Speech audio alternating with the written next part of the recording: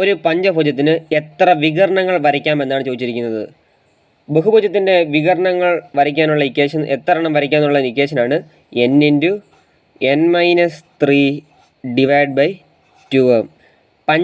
ഒരു പഞ്ചഭുജത്തിന് എത്ര വശമുണ്ട് മൊത്തം? n എന്ന് പറഞ്ഞാൽ അതിൻ്റെ വശമാണ്. പഞ്ചഭുജത്തിന് നമുക്ക് 5 വശമുണ്ട്. 5 × n എന്ന് പറഞ്ഞാൽ 5 5-3/2. അങ്ങനെയാണെങ്കിൽ 5 3 പോയാൽ 2 2 × 5 10 10/2 ആൻസർ 5. അപ്പോൾ നമുക്ക് 5 വികർണങ്ങൾ വരയ്ക്കാം. അങ്ങനെയാണെങ്കിൽ അഷ്ടഭുജത്തിന് എത്ര വരയ്ക്കാം?